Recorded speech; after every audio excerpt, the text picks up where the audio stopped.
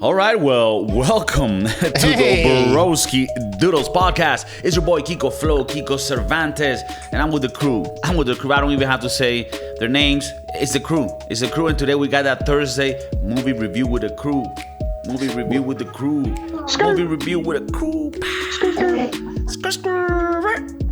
And as you can tell by John's wardrobe, because he is the king of wardrobe, the master of these guys, if you will, he should be transmitting what we're about to talk about today. And this is on my top 10. John can write it down. Gladiator. Fucking...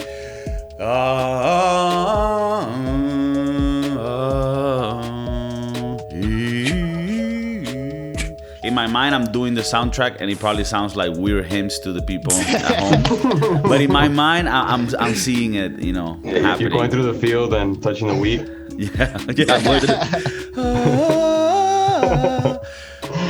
Gladiator, man, directed by Ridley Scott. If you want to rewatch this, because this is something that probably most people have watched by now, you can watch it on Netflix. That's where I watched it. I don't know if you guys watched it anywhere else. Netflix, really? Netflix. It's really on Netflix? Yeah. I ended up watching it on Pluto TV, and I had to sit through like half an hour of ads. Oh, no, man.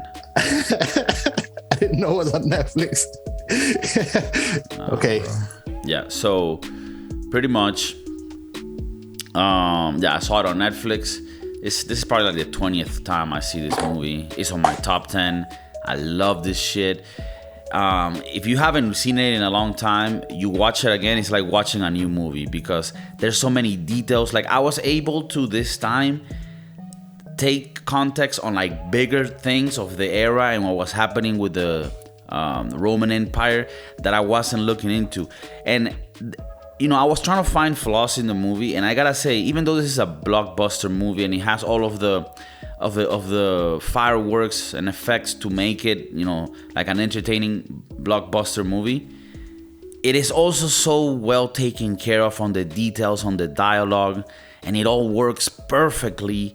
It has things that you kind of expect. Yeah, he has like that. He's like the Lion King, where his family got killed, so he's gonna revenge, and now the guy's the new king type shit. But it also has twists around, along the way, that make it such a fascinating movie. And then we're gonna get to each of the specific characters, because I think these are some of the best performances by some of these actors. But yeah, to me, I love this fucking movie, and I'm so excited we're gonna talk about it today. But I'm gonna leave the floor open for my homies here so that they can chime in, because I know that they recently just saw it too, and you might have your balls tingling. You have your soul ready. All right, let's cut right through it. Oh fuck, this movie was spectacular, and I remember seeing it back when it came out, and then seeing it now. So many different things, you notice as you grow older. You don't necessarily notice at first. I never realized that the fight scenes were so short.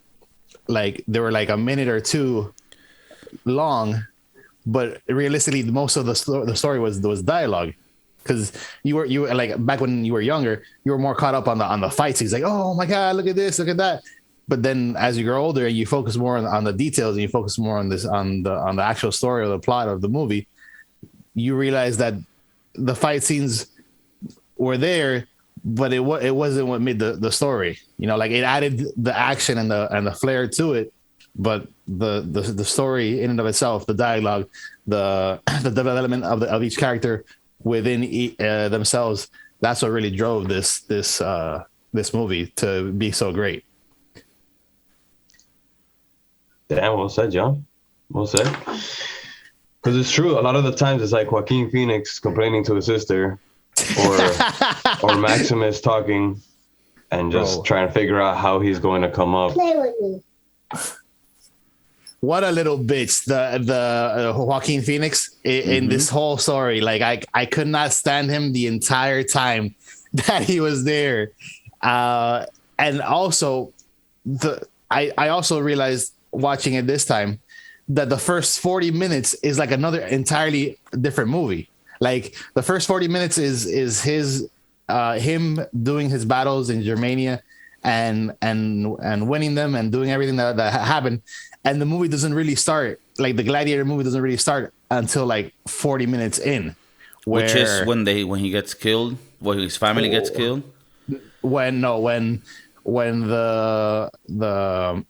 is it? The Caesar gets killed by his son, Joaquin Phoenix, and then he refuses to acknowledge the son as the new Caesar, and then gets targeted by the Caesar to get eliminated, to get killed, to finally get killed. All that. That's when the movie really starts for me. And even when I was young, I don't remember this whole previous part. Only when he becomes a slave and all this starts happening, you know? Yeah.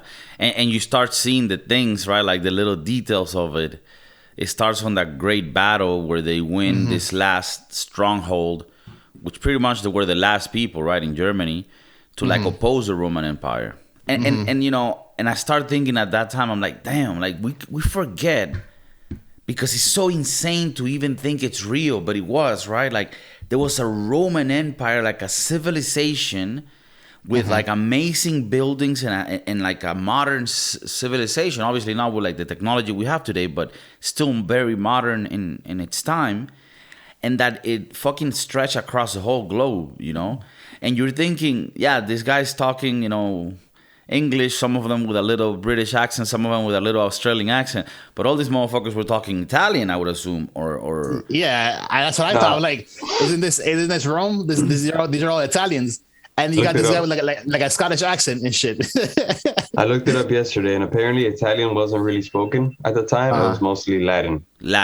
And the reason I looked it up was because the little boy, Maximus's son, when the Roman troops were coming to kill him, he had his little Italian accent. I'm like, wait, did they call him Spaniard? Why is the son speaking Italian? Papa, it's a you! You're coming back home! It's a Mario! Finally, we have the spaghetti ready! And then I'm like, that doesn't seem realistic. And there was another part, I don't know if you remember, when and we'll get into these little things, which I connected it with modern, like, manipulation of the government, when he says, okay, we're gonna have 600 days of games or whatever, which is just violence and shit. You would see these pamphlets being passed out that would say Gladiator Violentia. So I was like, okay, so that's gotta be either Italian or the root before that, which is Latin.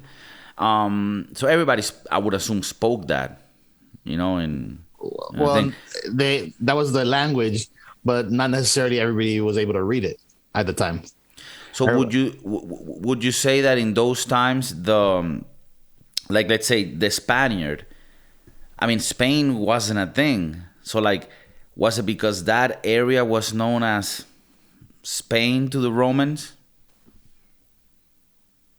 Because that part was a little weird, you know what I mean?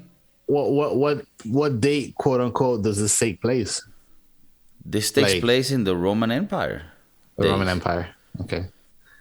So,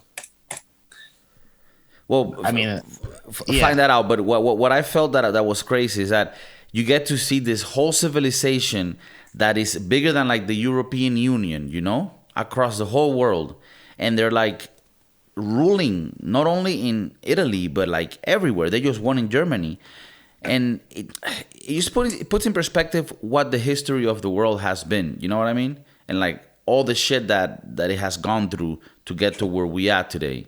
But yeah, so he pretty much wins this last battle, and Marcus Aurelius, which is the Caesar at the time, right? Caesar meaning the king. He's at the time like almost, you know, to die, and his kid, who's Commodus, not Commodore, I thought it was Commodus, he thinks he's either incompetent and also like maybe evil or not somebody to be trusted, right? So the whole movie, like you said, really starts when Marcus Aurelius confesses to Maximus that, hey, even though you're not my son, you're the general that has the alliance, and I love you and I trust you. I want you to like carry on the empire. the guy says, "Look, man, fuck, I don't want to do that." The guy's like, "I just want to fucking go home, you know. I'm a warrior." When he tells his son about this, Commodus is not happy, and when that part comes and Commodus kills Marcus Aurelius, it is a fucking twister, like, because you know he's unhappy with his father, you know he has his resentment for Maximus, but that early in the movie you don't really know how evil this guy or how crazy he is, and the fact that he kills him, and in that scene, you know, you see the because you said something earlier, John, that you hated his character so much, you know, Joaquin Phoenix, but that says so much about how good he was on it. Yeah, he's so good that you can literally feel this personality of a little piece of shit. Like you taste it, and you also see the fear, for example, that the sister had, which we'll move into, and such a fucked up fear to live in. You know, it's not like you can just go to Arizona and start a new life. So yeah, to me it was insane. And him being Caesar, whatever his word was law. So whatever, even if it was morally incorrect, as long as he said it was that way, it had to be that way. Yeah, which is such an interesting scene when they have to announce that the king died, and Commodus, they go to Maximus like, "Oh brother, mourn with me," and you can see right on Maximus' face like, "Yo, what the fuck?" The fuck, you know. That's such a palpable scene where you can feel that feeling where it's like he's thinking, "Fuck, you're now the one in charge."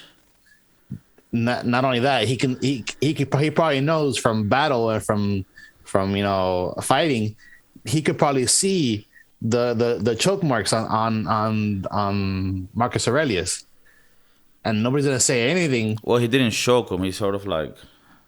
He choked him. Like he choked. I don't think just by bear hugging him he killed him. Like he pressed his skull or his face into his chest and just like flattened out. Really, I could have sworn I saw him. I mean, I don't know if that's impossible, but in the movie that's how they show it. Well, I mean, they have like these big ass sweaters. He held them close. This guy's an old man. He couldn't breathe for a bit. He suffocated him. And he was already dying anyway, so maybe he was weak, so he couldn't really do anything to get him off. Type. Right. That I understand. When that happens, that's such a mood for the movie, because you're like, oh, this guy is evil. Mm-hmm. Yeah, he was a fucking dirtbag. And his dad didn't make it any better. Like the whole first part of the movie that we're talking about, like every chance his dad had a guy, he'd just like taking stabs at his son. He just sees his daughter. Oh, I wish you were a man. You would have made a great Caesar. Sees his son. Your faults as a man is my failures as a father. Every chance he gets, is shitting on him. And I'm surprised he didn't tell anybody else of his succession plan. He just tells two people. Mm-hmm. Mm-hmm. Yeah, you mean two people, just Maximus and his son? Yeah. Yeah, that is true, right? That's a little hole there where, like, I don't know, and especially you being the father, like, suspect from your piece of shit son type shit. Be weary of him. That's probably what it was. Like, he suspected that he wasn't going to react favorably, so he really didn't want to say anything until the day of. Right, but he should have said to other people so that if shit happened, he's like, hey, by the way. He shouldn't have said shit till it was the day of. Right. As he's making the announcement. Yeah, with everyone around. Like, don't tell him in private in a little hut where nobody's going to know what's going to happen. And the only one that knew was his sister. That knew what? About the succession? About everything that was going on. Yeah, I think she pulled Maximus aside after he left the tent, and she's like, oh, what did my father want with you? Kind of like, why is he talking to you in private, blah, blah, blah. And then she talks to her brother. Well, after he dies, and then she realizes that, like, yo, you killed him because you found out what he was gonna do. I don't think she knew. They just had a little flirtatious moment after the tent when he talks to the father, but they don't, because I just saw this recently. I don't remember them talking about. So she didn't really know what. She knew. I felt like she felt like she knew. Not that the movie. I felt she assumed later these things, but she knew immediately as soon as he died, because she slapped the shit out of her brother. So she knew that the brother was involved with his death. As soon as she saw his brother, and Maximus left the hut, and she slapped him, and then she hugged him. And look, I don't know if she knew that it was about him being the heir or whatever. I think she just knew that he caused him to die early. The fact that he caused him to die early just so that he could become the Caesar, because he knew that Maximus. Because the thing is, later in the movie, I don't know. I can't say that. She put her hands on the fire for Maximus, saying, "My dad wanted him to be the emperor," type shit. So, yeah, I guess she would have known somehow. Let's assume that she knew.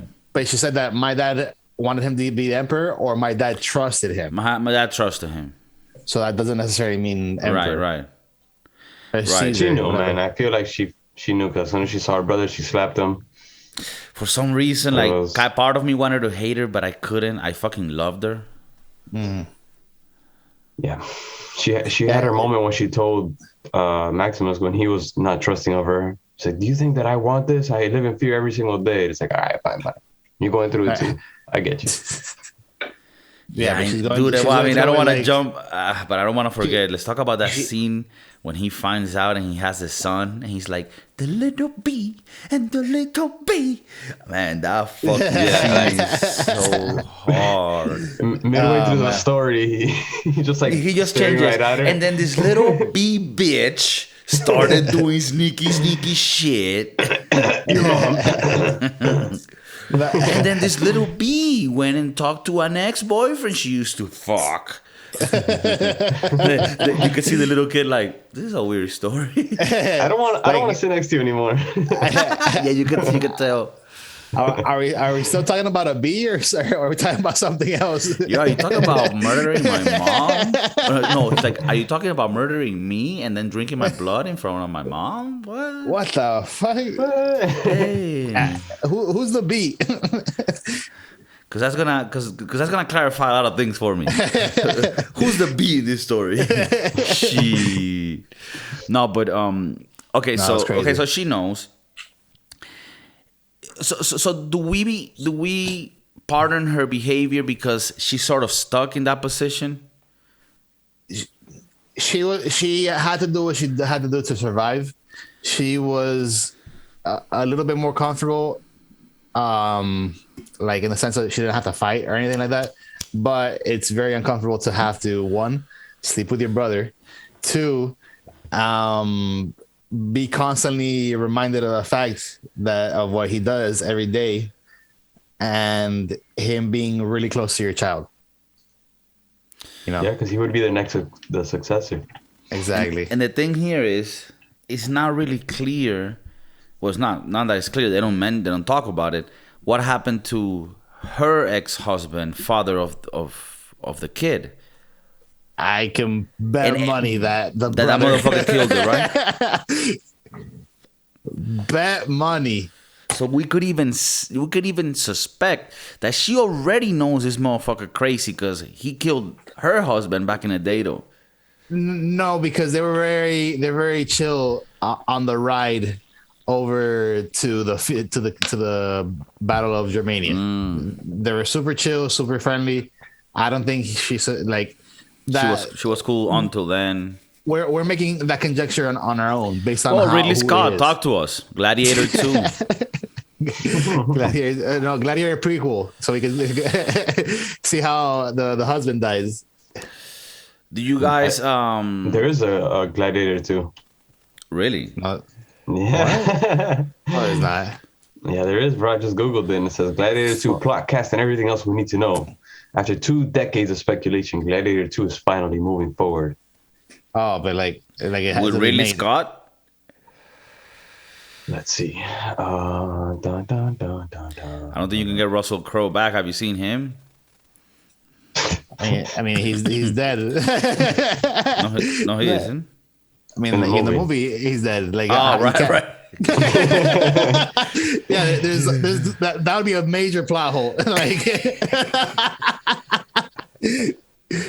the first scene, he's back and he's like old home. He's like, hey, what happened? He's like, forget about that. Let's go Let's go fuck up some Romans. That poison wasn't really poison. I was like, well, unless it's a prequel. I don't know how they're gonna. I guess CGI can make him look younger than he was 20 years ago. It would probably follow the story of Lucius, the bee's offspring. Oh, that's true. That. Lucius, what a gangster name. And it could even be right after, like he died, like the death of the. Wait, no, it'd have to be after the death of the mom, right? So he could take over as the rightful heir. I think he automatically assumes it. Yeah, but remember that one of the things they did is that from moving onwards, it became a republic. So it didn't have an emperor anymore. That's the idea. Because that's what Marcus Aurelius would have wanted. Yeah, I don't know how close to follow history, back to the people.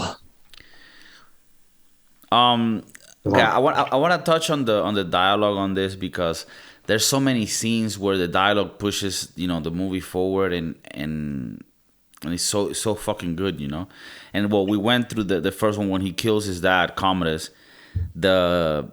Like Agent was saying, the whole time he would take jabs at his son, which is a little unnecessary, right? You might add. And then when they're having that talk, right? He's telling him like, I saw a letter that had all of the virtues. I saw I had none of them. But I had greed. I had vengeance. And, he starts, those are virtues too. I had a backstabbing my father and killing him. I had the balls to kill my family. He's like, I have ambition. And then one of the best lines in movie history, Marcus Aurelius tells his son, your faults as a son are my failures as a father. Which is like such a way of saying, yeah, you're a fucking mediocre piece of shit, but don't worry, it ain't your fault. It's like, dude, that doesn't help at all. Like, I might shock you out too. I feel like that's what triggered him to kill him. Probably. Like that line cut so deep that he just like, oh, really? Son of a bitch, right? Well, fuck you. So like, this guy, Commodus, would be like Paolo Gucci. He would be the Paolo Gucci. In a way.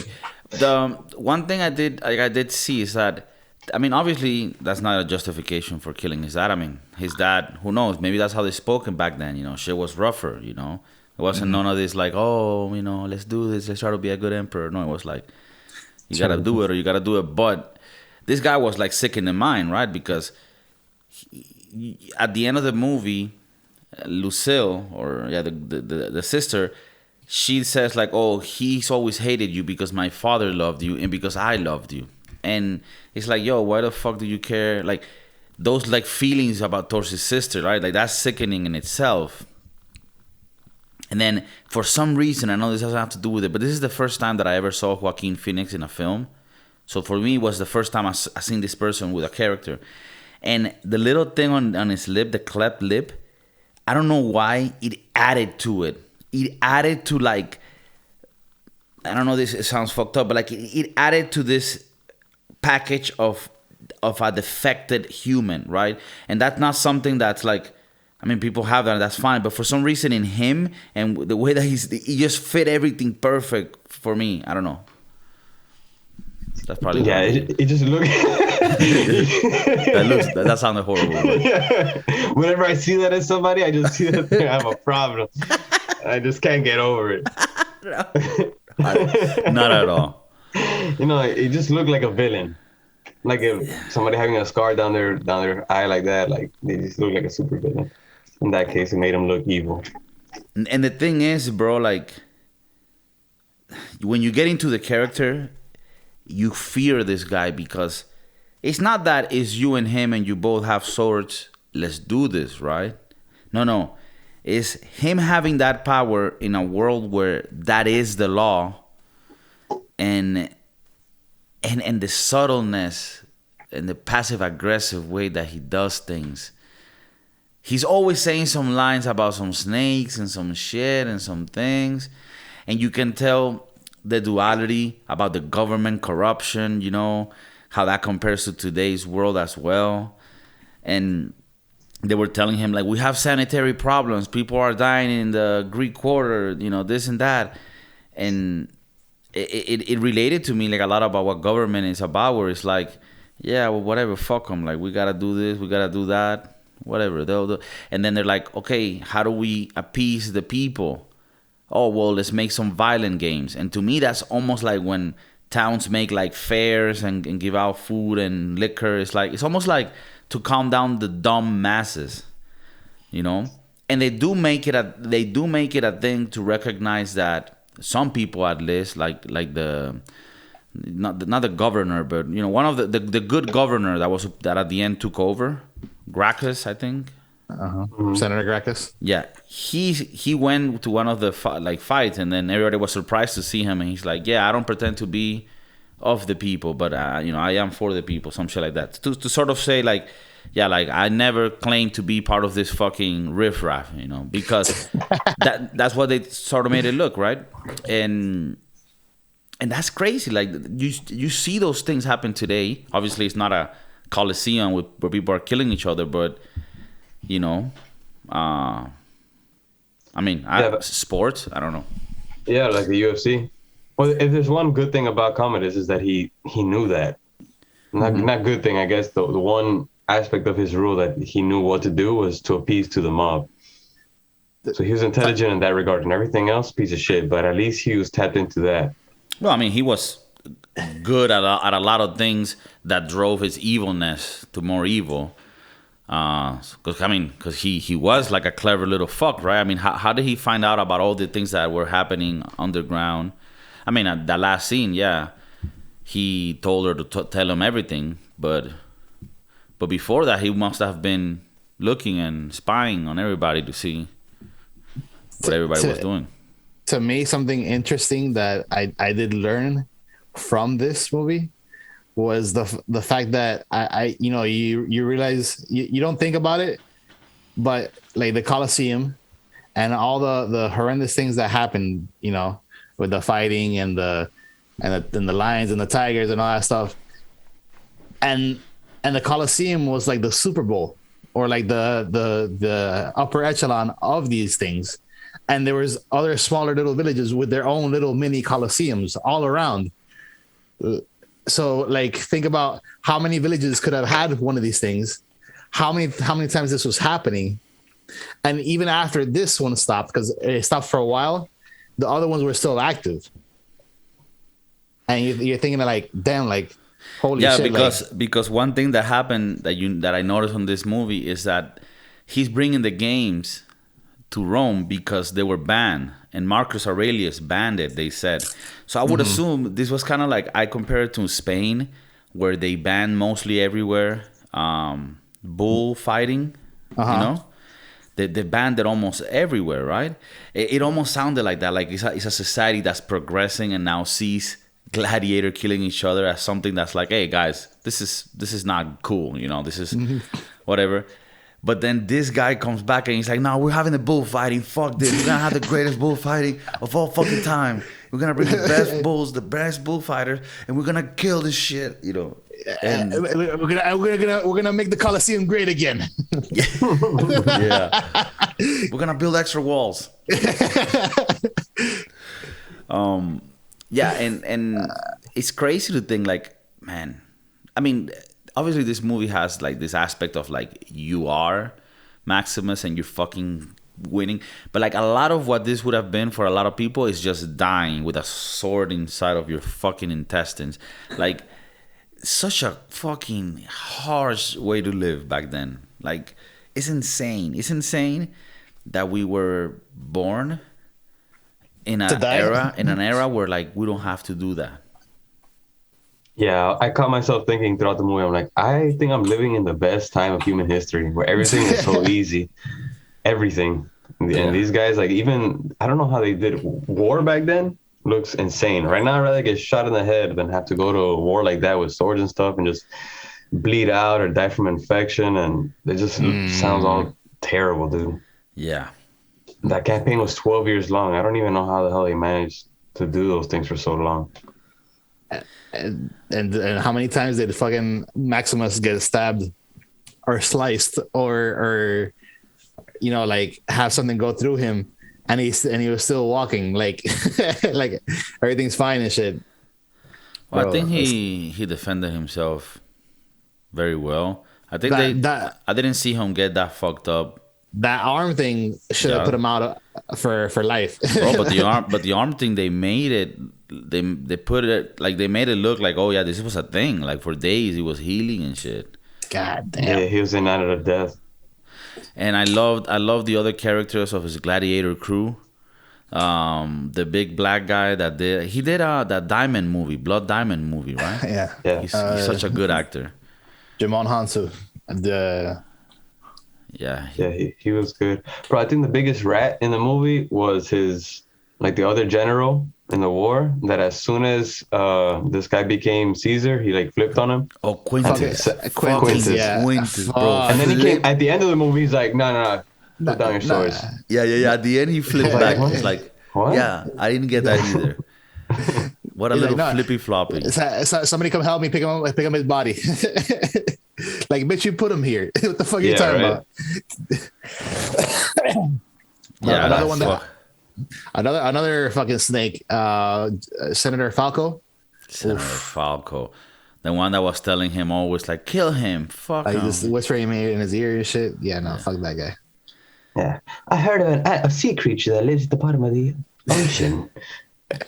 It remains docile even when you take nibbles. And he won't move. He won't move. Their language is so complicated. Not that it's hard to understand. Like, they would have metaphors and ways of speaking for everything. It's just like, yo, can't you just have a simple conversation? Just get a few words out. Get your point across. To be honest, I appreciated it because I think it gave like a certain feel to the movie. And these are things I'm not shitting on the movie. I'm just saying, like, in life now, do you think that we're dumbed down in the way that we speak, or we should, like, I feel like they took it more seriously then. Well, I mean, again, also, we're not like kings and shit, like this is like the top of the, like if we were to meet the top of the top, they speak a certain way, They don't speak like the broski doodles, I tell you that much. Not only that, they didn't have this facility of typing and texting and the autocorrect and the auto fill in and stuff like that. They had to learn the language from the root, because all they had was communication through talk or through written stuff. So they had to be understood well. You had to know the language and be able to write it. And I also think it was like important for you to acquire that. Like, it was like an added value skill. I mean, it still is today, but then when times, like, bro, imagine that was like 1,000 years ago. I don't even know, but something like that. So imagine, like, people were really dumb in general. Like, this is like another human, like in another, like back when we didn't evolve yet. So the people that were able to rise above that and actually think about, okay, our existence, why are we here, power, how to control, like just that is so much. So I think they use that like to speak as well, like being able to speak and communicate in an eloquent manner, being able to like express very deep thoughts and concepts. Like that was part of who they were. And I think they achieved that by the way that they spoke. I mean, you think we've gotten dumber because we speak a lot more plainly now? The thing is, or just not enough emphasis on being eloquent and being an orator. That would be a different podcast. But there is this weird thing happening where we're evolving technologically, and obviously we're becoming more competent with things, to be more productive. But at the same time, we're losing some essence of like, I don't know if it's honor or integrity that you used to see, for example, like in the 50s and shit like that. I mean, I don't know. I might be wrong, but I do get what you're saying, and I agree a little bit, but it's hard to tell. I think with technology, it's made us have access to a lot more information, but at the same time, we don't retain it. So think about before computers, like right before computers, you had this thing called Britannica Encyclopedia. So any information that you wanted to learn about a certain subject or a certain topic, you had to go to an encyclopedia and read about it, and then either write a report or like a research paper or regurgitate it, and to be able to explain it to know about something. Now you just Google, like right now I have Google on the entire cast of the whole Gladiator, you know, like just sitting there. Before you'd have to like actually physically look it up into and like, that in, like, makes a book. that makes you more productive, right? Like you right now for the podcast, you have this information at hand, which is very valuable to have right now, right? So that productivity wise, that improves productivity so much. Does that make us smarter? I don't know. You think it dumbs down our... I'm just speaking solely out of a communication standpoint. Like, you ask me a question, how's your morning going? Like, well, the God's favored me this morning because the dew is... We're just like, yeah, it's good. Okay, well, I think you guys are exaggerating it too. I mean, I don't think that's how they spoke all the time. But on the important things, I think they just made... I mean, let's be real. This is a movie also. So they did want to put some poetry on it. So I'm pretty sure some conversations could have been more like, hey, yo, you think this motherfucker's fucking us over? Because I'm going to kill him, dog. Right? Like, you could have... But then they're like, look, there's a little snake that nibbles and nibbles. And then... and like you said, productivity, like the inclination is towards productivity and efficiency. So productivity and efficiency requires that each time we communicate, we use less and less words, less and less letters. So then we have the BRB, TTYL, you know, TLDR, all those abbreviations. Those I don't know what that is, but... BRB, be right back. Oh, okay. TTYL, talk to you later, you know, things like that. Too long didn't read. Yeah, too long didn't read. So things like that to make the conversation more efficient. I didn't know that one. Too long didn't read. That's like when you send something back, like, hey, no, I didn't read what you just told. Yeah, TLDR. Yeah, I'm not gonna read that shit. You know, like, Yeah, they'll put like a summary, like on a Reddit post, like a long ass post, and then at the bottom it'll be like TD, was it RL? And then they'll have like a little like one liner of what the hell they just went through and explain. Okay, that's what you learn something new every day. So, no, I mean, I get what you mean. I get what you mean. But yeah, the movie was great. I loved it. I think it was amazing. The music, Mark, what's the guy? Hans Zimmer again, killing it with the music. I think Enya was in it. They got some little parts like that. Yeah, that's how it sounds in my head. Everything on the movie, the cinematography, the way, the ending. The ending was amazing. Oh, a little thing I wanted to speak about. Back then, I guess Christianity didn't exist yet, right? So his like religion was like having like these little Lego pieces of his family, and he carries everywhere. I think he did. Didn't he mention God in the movie? No, they always talk about the afterlife. That he's gonna see him in the afterlife. Yeah, not necessarily a God. Mm-hmm. Yeah. But Lego pieces. Yeah, man, he had a whole ritual every night of praying and lighting a candle and all that shit. Yeah. I think the movie was amazing. I loved all the characters. I loved the cinematography, the wardrobe, how they were able to show you how the Roman Empire was. One of my favorite movies, if not my favorite movie, and I'm going to do something very bold today. I've never done this before. I'm going to do something very bold today. I'm going to give this movie a 10. And this might get me in trouble. This might put me, you know, like maybe other people. Really, this fucking commercial last movie. I don't know. To me, every time I watch it, it's so good. I don't know. It puts me in a fucking state. It's perfectly length. The fights, everything. I just love the dialogue. I love the story. I love the twist. I love fucking. We didn't even speak about him, but Russell Crowe, which I think he's Australian. I fucking loved him on this film. He had that perfect mix of like I'm a badass, but I'm also like a good man, and it was just so fucking amazing. Everything in this movie, I loved. I'm gonna give it a 10. I'm gonna take a risk. This is the best top 3 movie. Top 3 movies. This is the first one that I ever given a 10. So let's see. Write that top 3. down, John. Yeah, I got on the list. He's got 2 left to fill there. With a chisel and shit. Let me get this shit. Gladiator. Top 3. Oh man. Edge the date. The date 5/22. Oh man. Talk about how I see like this movie really puts in perspective like the two sides of the coin on every situation. Like think about when they brought on Mike Tyson to fight him, aka Tigress.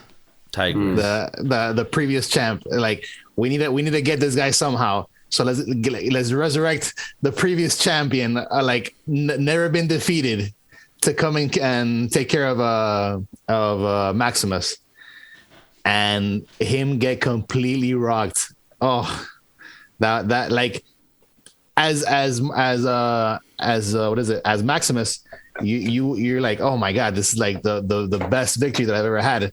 As Tigress, dude, like this is an old guy. They like, dude, you have to do this for the Roman Empire to come and defeat this guy, because he's talking shit, and he's like, oh no, like I'm the best, and he comes back and he gets rocked. Well, he's not even talking shit, right? Like, I mean, guy doesn't even know of him. They're telling him, yeah, they're like, because every fighter has a different. John, I don't think they were. I don't think they were like, hey, bro, that slave over there. He's talking. I'm pretty sure the Spaniard guy, dude. Your duty is to go out there and kill this motherfucker. That Spaniard's like, yo, King Kong ain't got nothing on me. And don't worry, we're gonna put 3 tigers out that we're gonna throw at him when he's close. Yeah, pretty sure the dialogue when they recruited him, John, was like, we're gonna murder you and your family if you don't get out there tomorrow. yeah. Fuck. I don't think the conversation was like, come on, Tigers. Come on, you're gonna like it. Like, bro, this is gonna be good for your career. You still got it, Tigers. You check Twitter today, this boy's talking shit. I'm telling you, Dana's not gonna improve the contract. Take it. Maybe your last chance. Oh man, but dude, exceptional movie. Even the supporting cast was exceptional. Just a tidbit: the guy that played Marcus Aurelius was the original Dumbledore before he passed away. It was a very interesting movie. Can I give it a 10? Oh fuck. I cannot give it a 10. I have to give it a 9.5. It's a really good movie. There were just some things that didn't click with me, but it's very minute, and it's really like minor details that really have nothing to do with the story. Can you say them quickly? He wants to be comedy. I wanted to personally stab Commodus. No, there was a scene, the scene with the chariot. When the chariots flip, you could kind of see like a gas tank, like a cylinder inside of the chariot. Obviously for special effects, but it's kind of visible. Okay. It's like small things like that. Like it's really, it doesn't take away from the plot. It doesn't take away from the story. The characters were awesome. The acting was great, but it's like smaller detail that they should have looked at an editing, I guess. If you want to. For the listeners out there, do know that John, he went to school for movie special effects, so he has a different eye. Yeah, he has a different eye for his things.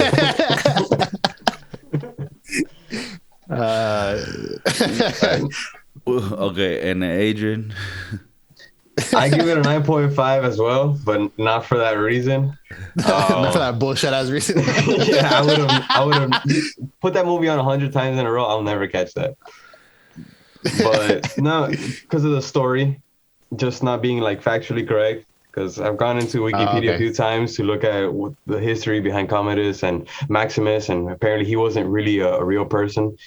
He was a combination of all like great generals, and they just combined them into that character. Mm-hmm.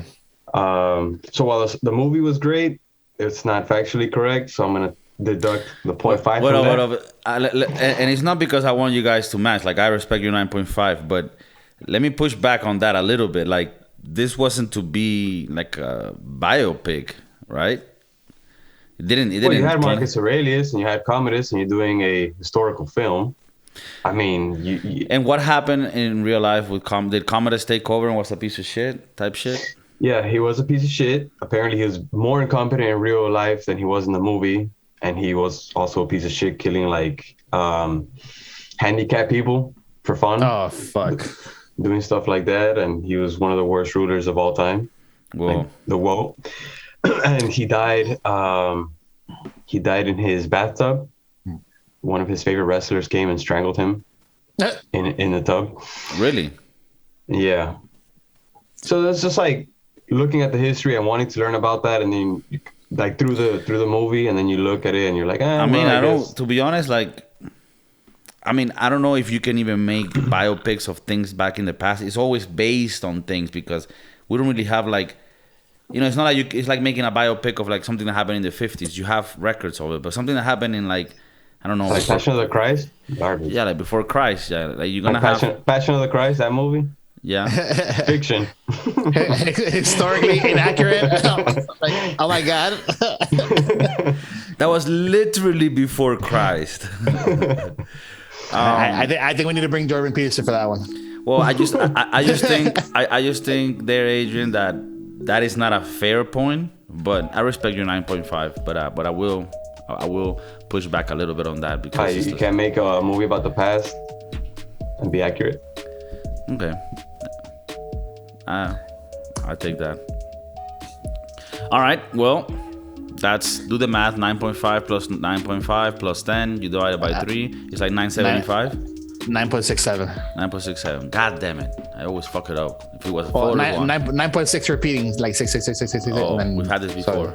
We had this before. The sign of the devil. I think that's the highest movie we've had, though. Yeah, it is the highest movie. Yeah, no, it definitely is. Definitely, for sure. It is. And even it being a movie from 2001, it still beats out a lot of more current movies. And it still holds. Oh, and last thing on this, and I think, let me know if you agree. It still holds, like the graphics, everything. And like, I don't like movies that are like on like, I mean, I guess this is not fiction, but it's like a lot of wardrobe shit. Like, does this look the time? But with this, you're so into it, you're in it the whole time. You believe it. You're there. Like, that's fucking Rome in whatever time it was. And you never see it as a goofy or corny. Like, no, he's a fucking gladiator and it's for real, you know? I think this movie set the tone for future Gladiator movies here on out. I think it even set the tone for that what was that HBO series that was really Game of Thrones? Spartacus, bro. Yeah, like it's this movie was great for Spartacus is pretty badass for that time frame, you know. All right, Spartacus goes more into like the day-to-day of the gladiators and then prepping for the battles. Is it too long to watch? It's a series. I think like just the first 2 seasons are good, and then it kind of like gets a little weird because they get different gladiators as the main focus. The first 2 seasons are good. I think they start going woke. There's just 2 gay gladiators, and there's a trans gladiator. God damn it! I think it was just season 1. I mean, the season 2 was good and all, but yeah, season 1 was. What about Vikings? You guys recommend Stars? Stars. There you go. Haven't seen it. I heard it's good. I haven't seen it either. I heard it's good too. Okay. Well, let us know if you guys have series or movies that you've seen and you would like us to review. If they're good and you felt that, you know, they could get a nice score on the Thursday movie review with the crew. I love you guys. And once again, well, the wardrobe, the dialogue, the quality is always there. So take care. I love you. Peace. Peace.